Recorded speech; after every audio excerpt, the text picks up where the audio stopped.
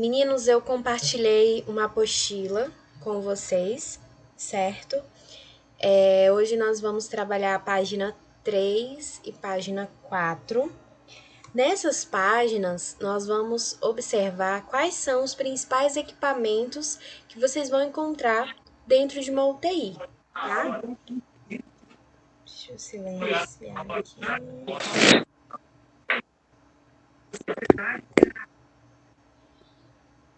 Então, na aula de hoje, nós vamos observar quais são os principais equipamentos que são utilizados dentro de uma unidade de terapia intensiva.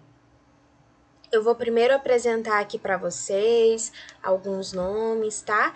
E depois eu vou apresentar as fotos para que vocês possam acompanhar. Cada leito contém monitores cardíacos, então nós precisamos ter um monitor cardíaco, onde vai apresentar a frequência cardíaca, frequência respiratória, saturação, pressão arterial, tá? Todas essas informações do paciente, todos esses sinais vitais, eles vão aparecer lá no monitor cardíaco, tá? Uma cama elétrica projetada. Então, uma UTI, ela precisa ter uma cama. Não, Renata, nós vamos utilizar por enquanto só as páginas 3 e 4, tá? Depois eu vou apresentar para vocês os demais materiais, tá bom? Por enquanto a gente vai utilizar só essas duas páginas, onde apresentam alguns equipamentos. E aí, durante a semana, eu vou trabalhando outros conteúdos com vocês, utilizando ela também, tá? Então, cada leito vai ter um monitor cardíaco, não é que nós havíamos comentado, uma cama elétrica projetada. Então, essa cama, meninos, ela é controlada, tá? A gente consegue controlar a posição da cama, justamente para nos auxiliar na mudança de decúbito do nosso paciente, porque nós sabemos que um paciente que está internado em uma unidade de terapia intensiva, em geral, ele é um paciente de alto risco a ter lesão por pressão, certo? Então, nós precisamos ter muito cuidado, muita atenção, realizar, no mínimo, a cada 3 horas, essa mudança de decúbito, essa mudança de posição do paciente.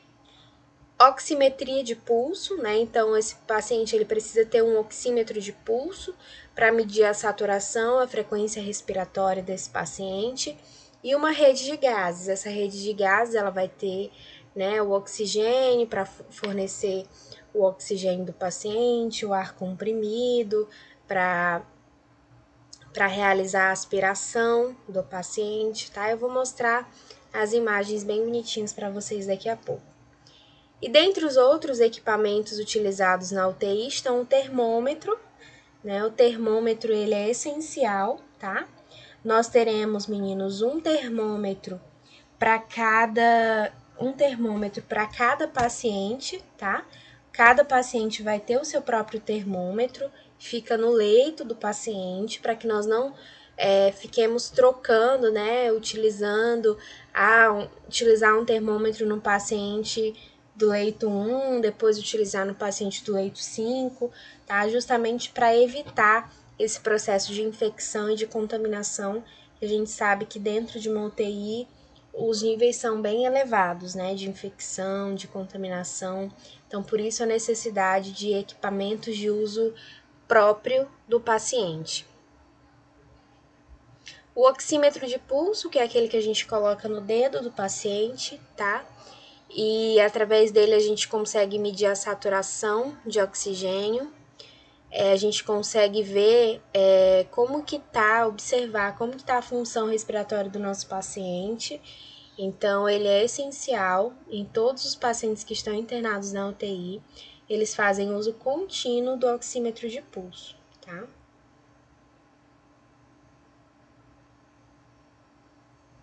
Um eletrocardiógrafo que vai medir a frequência cardíaca do paciente. Nós já discutimos, não foi, os valores de referência. Então, para um indivíduo adulto normal, a frequência cardíaca é de 60 a 100 batimentos por minuto. E também, né, a pressão arterial, tá? Esse monitor de pressão arterial, ele pode ser não invasivo, como, por exemplo, utilizando o esfigmomanômetro, que é aquele aparelho que a gente utiliza para medir, que nós utilizamos para medir a pressão arterial do paciente, né? Só que nesse caso, meninos, esse esfigmo, ele está conectado ao monitor, tá? Então, em sua maioria, nós não realizamos essa leitura da pressão arterial manualmente. É o próprio equipamento que realiza essa leitura da pressão arterial.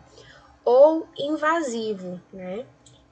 Através de um acesso arterial, tá? Em que pacientes nós vamos realizar a monitorização dessa pressão arterial invasiva? Em geral, nos pacientes que realizaram uma cirurgia cardíaca de grande porte, tá? Em geral, esses pacientes que realizaram uma cirurgia cardíaca de grande porte, eles dão entrada na UTI já portando esse monitor de pressão arterial invasiva, tá? Só um pouquinho aqui, meninos.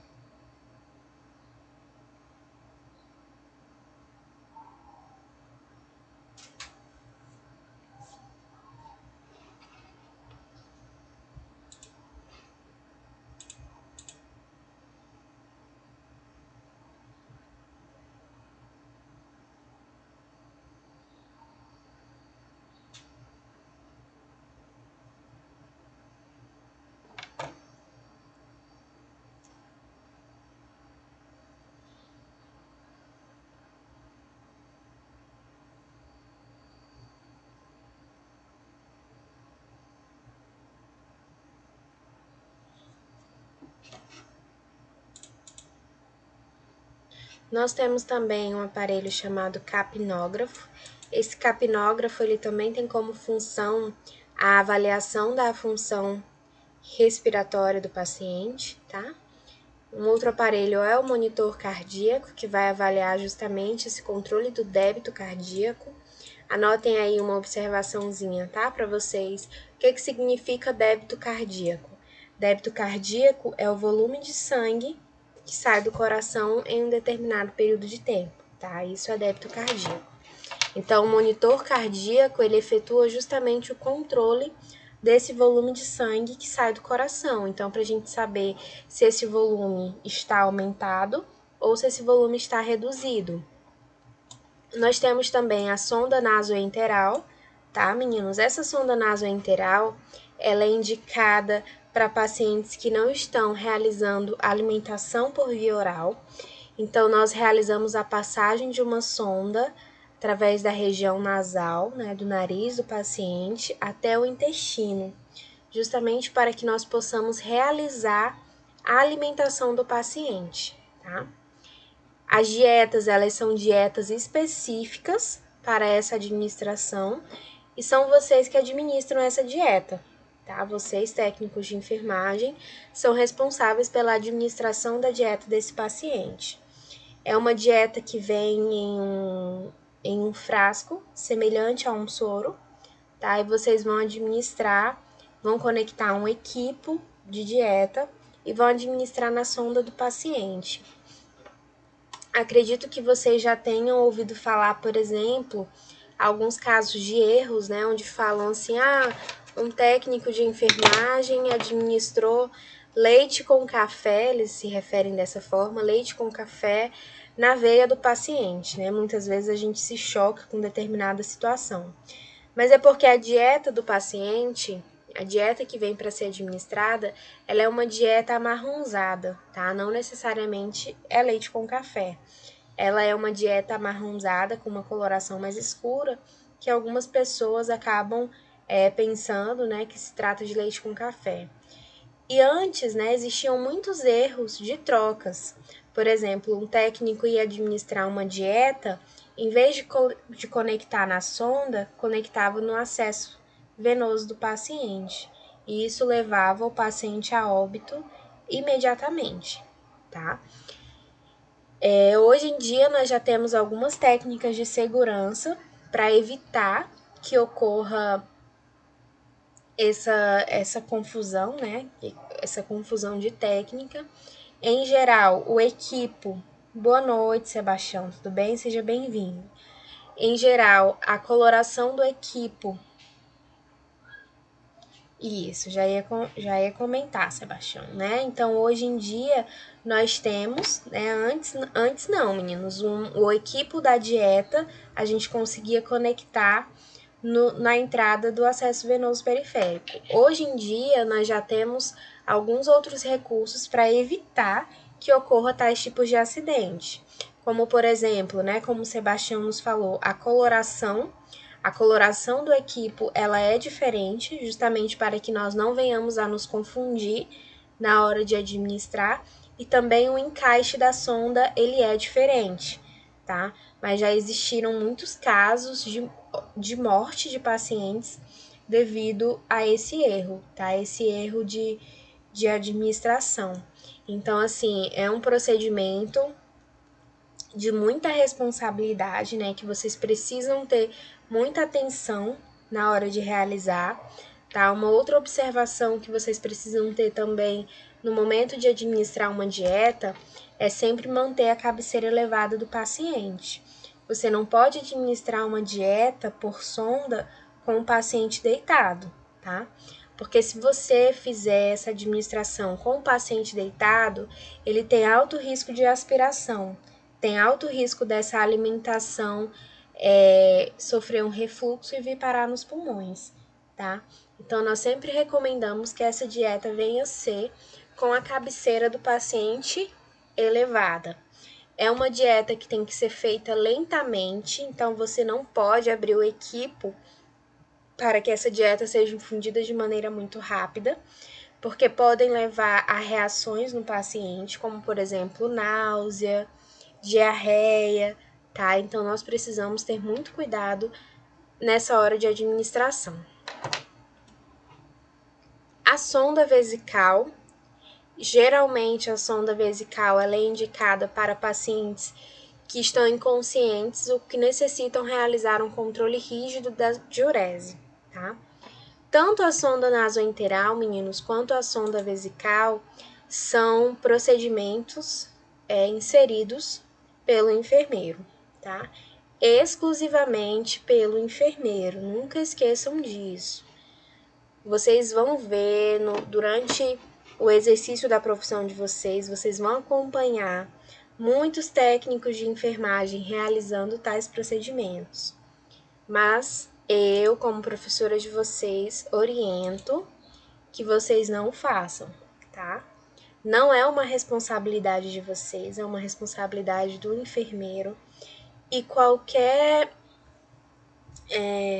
problema que o paciente possa vir a ter, né, devido a esse procedimento, ou até mesmo se vocês registrarem que vocês realizaram esse procedimento, vocês podem vir a responder por tais atos de forma judicial. Então, muito cuidado em relação a isso, tá? Quais serão as atuações de vocês diante dos cuidados com uma sonda nasoenteral ou uma sonda vesical?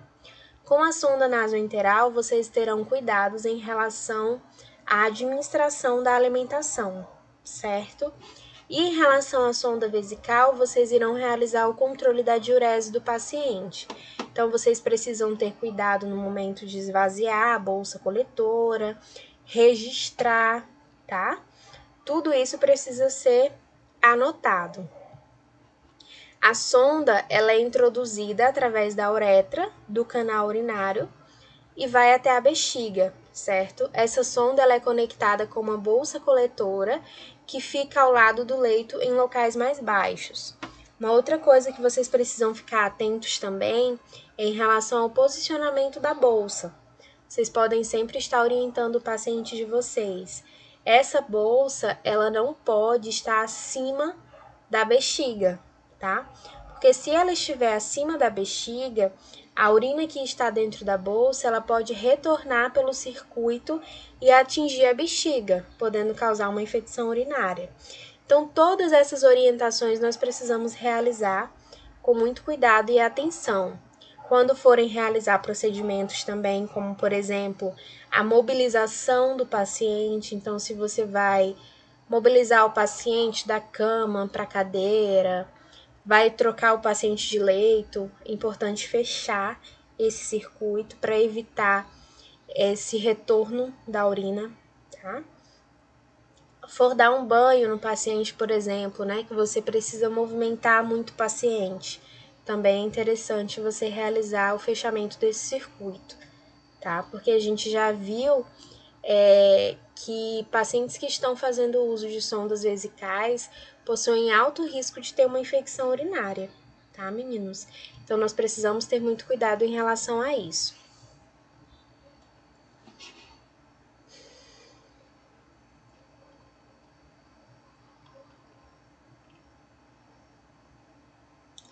Máscara e catéter de oxigênio, né? Então, essas máscaras são aquelas que nós utilizamos para fazer a oferta de oxigênio ao nosso paciente, tá? Ou então, nós podemos utilizar também aquele catéter nasal. O catéter nasal ele é indicado para uma insuficiência respiratória de menor grau, tá? Então, se o paciente ele tiver com uma dificuldade um pouco maior de respirar, o mais indicado é o uso da máscara. Em geral, são dispositivos passageiros e retirados após a melhora dos quadros dispneicos. Então, alguns pacientes eles fazem usos momentâneos da máscara, tá? Então, por exemplo, o paciente fez algum exercício, né, teve que se mover e assim que ele terminou essa atividade, ele ficou com falta de ar, ficou com dispneia. Então, aí a gente faz a oferta de oxigênio e assim que o paciente melhora, a gente retira. Mas existem outros casos de pacientes que apresentam essa necessidade contínua do uso de oxigênio, tá?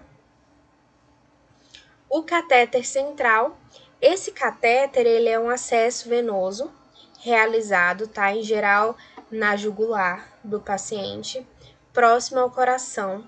E alguns medicamentos eles podem ser realizados somente em um catéter central, como, por exemplo, é o caso da noradrenalina, que a gente já estudou nas aulas passadas, né? A noradrenalina, que é um fármaco que vai atuar no controle da pressão arterial desse paciente e ela só pode ser administrada se o paciente estiver fazendo uso de um catéter central, de um acesso venoso central.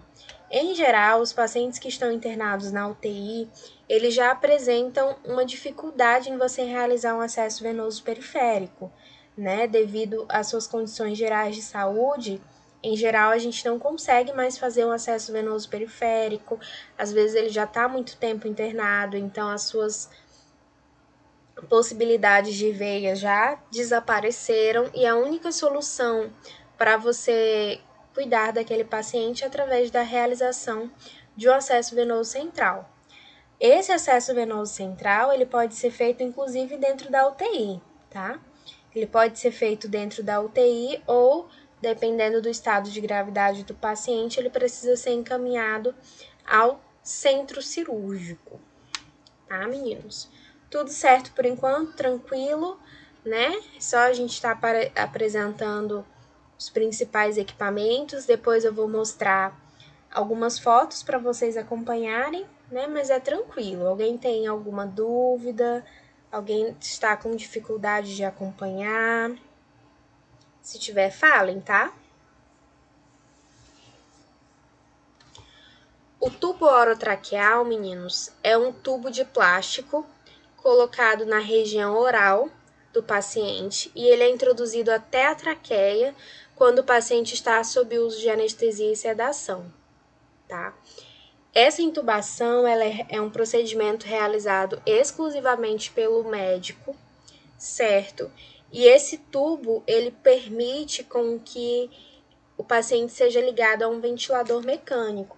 Então, quando o paciente ele está com um desconforto respiratório intenso, né, com uma dificuldade respiratória intensa, esse paciente ele precisa ser intubado. Quando a gente fala, o paciente está respirando por aparelhos, né? É quando o paciente está fazendo uso de um ventilador mecânico. E para ele fazer uso desse ventilador mecânico, ele necessita estar conectado através de um tubo orotraqueal, tá? Caso não possa ser retirado e com previsão maior de 2 semanas, poderá ocorrer possibilidade de traqueostomia e inserção de cânula baixa, permitindo ao paciente maior conforto e até alimentar-se. Então, aqueles pacientes que necessitam desse suporte respiratório por muito tempo, esse paciente ele pode ser encaminhado para a realização de uma traqueostomia, tá? A traqueostomia é aquela cirurgia na região do pescoço que o paciente realiza justamente para que ele possa conseguir respirar melhor, tá? E o ventilador mecânico, né, que a gente já havia comentado, ele é um aparelho que permite a entrada e a saída do ar dos pulmões, oxigenando-os e mantendo estabilidade e segurança no sistema respiratório. Esse ventilador mecânico, em geral, ele é comandado, tá, pelo fisioterapeuta, e esse fisioterapeuta, ele tem que instalar alguns parâmetros de frequência respiratória, de saturação, tá? Então eles fazem alguns cálculos para identificar quais os melhores parâmetros para cada paciente. Em geral, o ventilador mecânico ele é indicado para aqueles pacientes que estão com desconforto respiratório mais grave, tá? A gente está ouvindo muito falar, né, a respeito do ventilador mecânico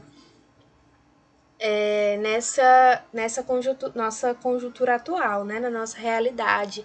A gente está escutando muito falar a respeito do uso desses ventiladores devido ao Covid-19, porque muitos pacientes que foram contaminados com o coronavírus apresentam desconforto respiratório intenso, necessitam ser entubados e necessitam de um ventilador mecânico. Só que o que acontece? Muitas pessoas estão precisando, né, desse equipamento, estão precisando desse suporte respiratório, mas infelizmente nós não temos disponíveis a todos os pacientes. E aí entram as nossas possíveis limitações, né? Então, meninos, esses são os principais aparelhos, certo? Agora eu vou apresentar aqui algumas fotinhas para vocês, tá? Aguardem aí só um pouquinho.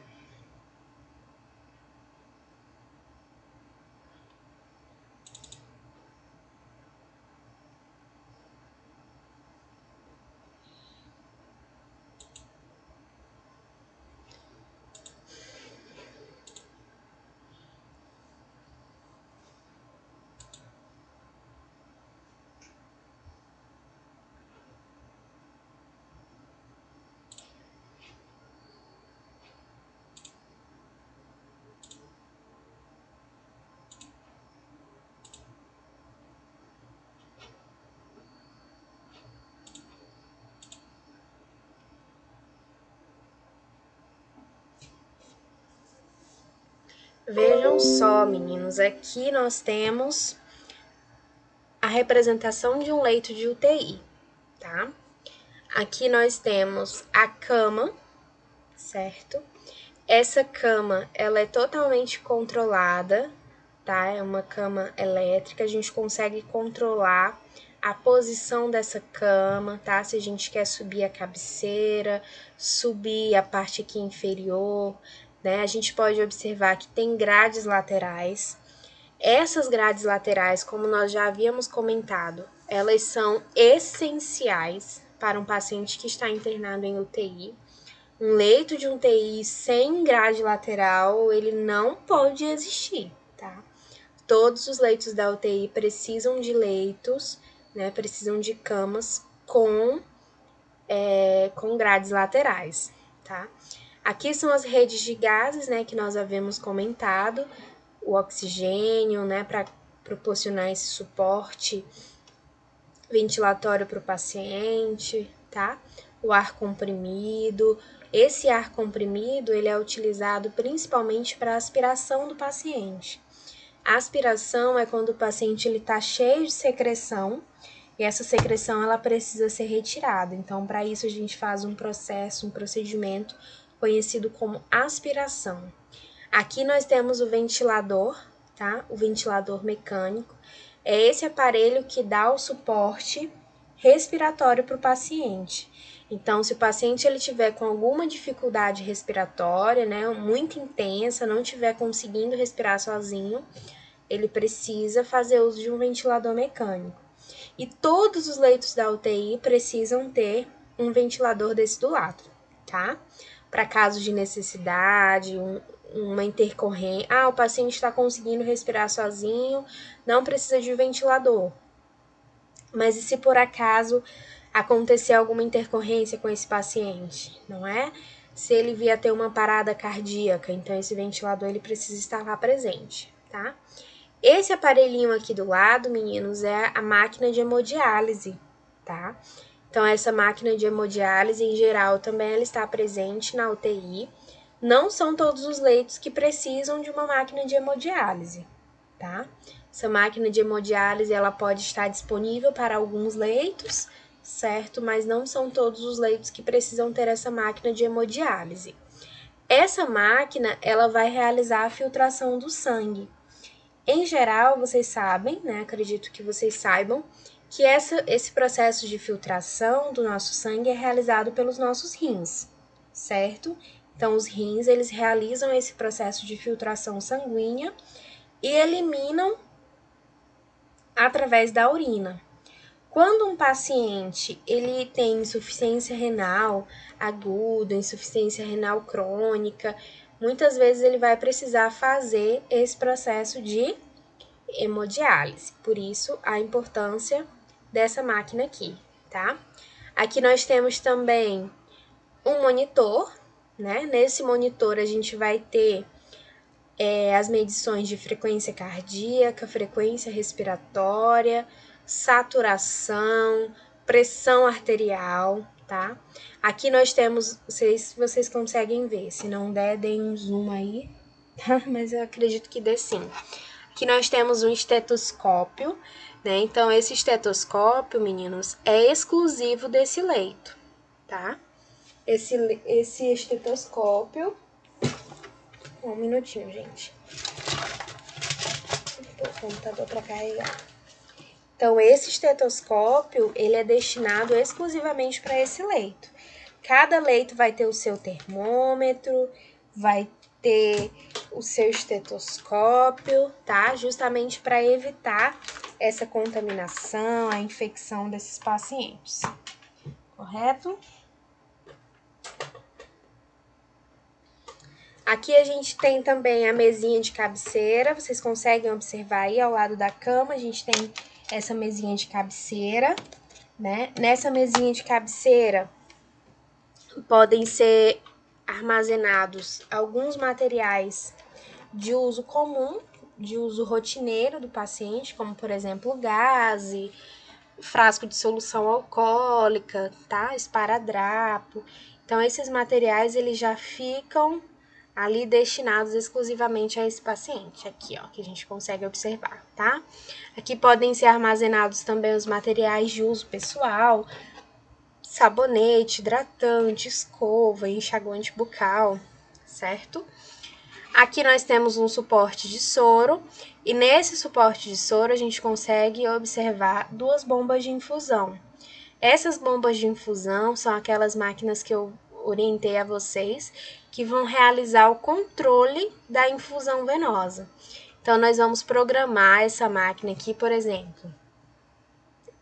O paciente está fazendo uso de uma solução de hidratação, NaCl 0,9%, solução fisiológica normal. E eu quero que essa solução corra 10 ml por hora. Um exemplo, né? Você vai lá e programa a sua bomba para que seja infundido 10 ml por hora, tá? Então, para isso que funciona uma bomba dessa de infusão, certo? Alguma pergunta sobre essa imagem? Vou apresentar outras aqui para vocês. Alguma dúvida?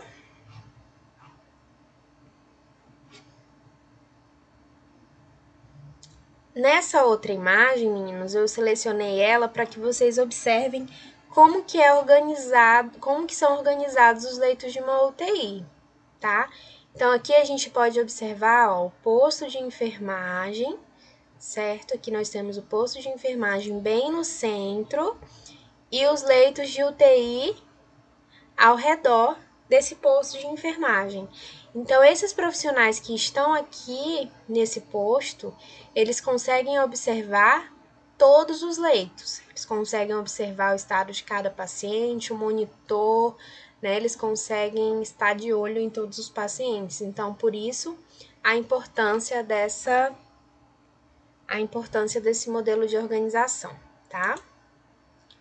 Aqui mais um modelo de organização que eu trouxe para vocês, né? Alguns computadores que são obrigatórios, né, para prescrição médica, para as anotações de enfermagem. E aqui, desse posto de enfermagem, os profissionais eles também conseguem, certo? Estar de olho em todos os pacientes ou em todos os monitores. Então, essa organização centralizada do posto de enfermagem, ela é muito importante para que nós possamos, né, observar todos esses pacientes.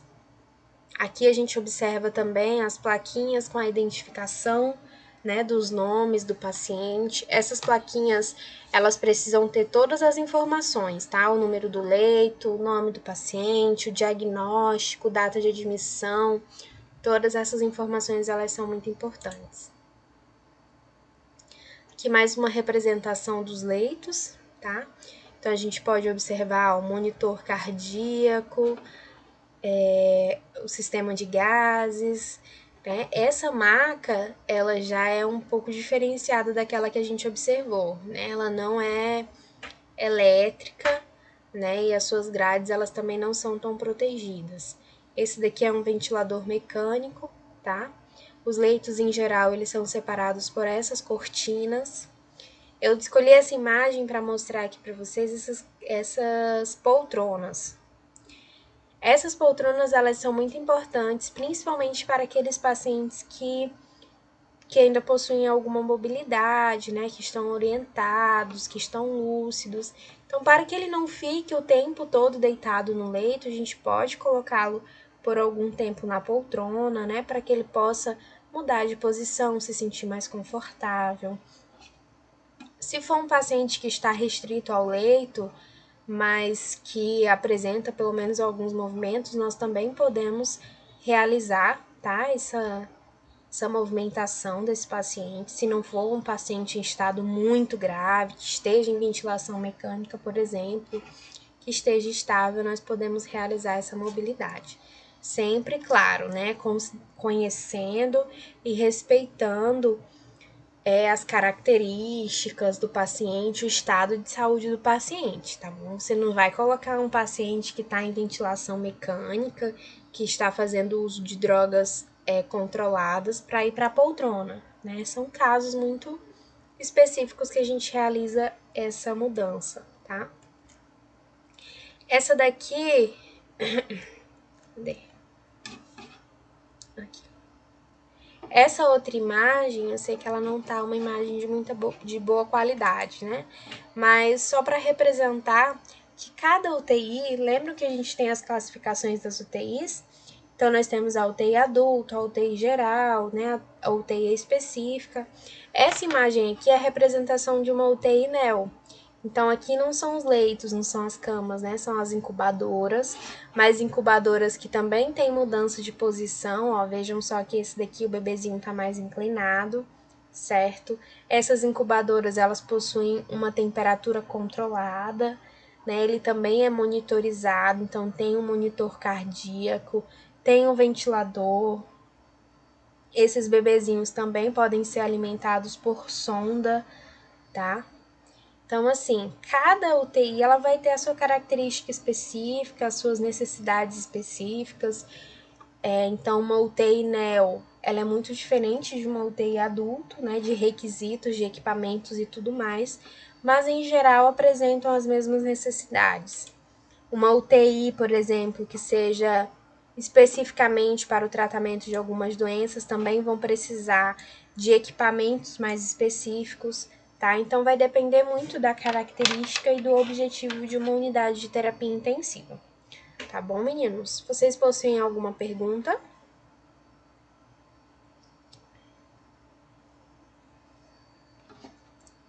Ou vocês conseguiram compreender o assunto? Ficou claro? Tudo certo, então? Então tá, meninos. Peço a vocês que realizem a leitura do material, tá? Páginas 3 e 4, onde apresentam. Ah, que bom, meninos, que ficou tudo bem explicado. Diga, Sebastião, tem alguma pergunta?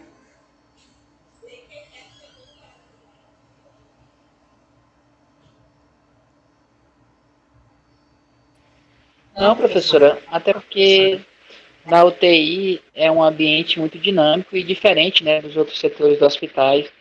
A gente estuda assim na teoria e na prática, quando você vai ser transferido você trabalha no setor e vai para a UTI, tem um treinamento específico para você ir para lá, né? Isso, você quem trabalha em uma UTI, em geral, tem alguma especialização na área, né? Já tem experiência, porque Isso. assim, os equipamentos que vocês utilizam lá dentro são diferentes do que vocês vão utilizar em uma enfermaria, né? Mas em geral vocês precisam ter um conhecimento básico, né? Um conhecimento geral de como é esse funcionamento, de como é a sua constituição. Mas é simples, né? Então, assim, eu já encaminhei o material para vocês, tá? Eu peço que vocês façam a leitura das páginas 3 e 4 daquela apostila e qualquer outra dúvida vocês podem estar me perguntando também, tá bom, meninos? Tudo certo? Nós teremos aula teórica até sexta-feira, tá? Até sexta-feira nós teremos aulas teóricas e a partir da semana que vem nós vamos realizar a nossa provinha, tá bom? Mais pra frente eu explico como que vai ser a nossa prova, tá, meninos? Boa noite pra vocês e aguardo vocês amanhã, aqui no mesmo lugar, no mesmo horário, tá? Boa noite e tchau, tchau pra vocês. Tchau, gente, até mais.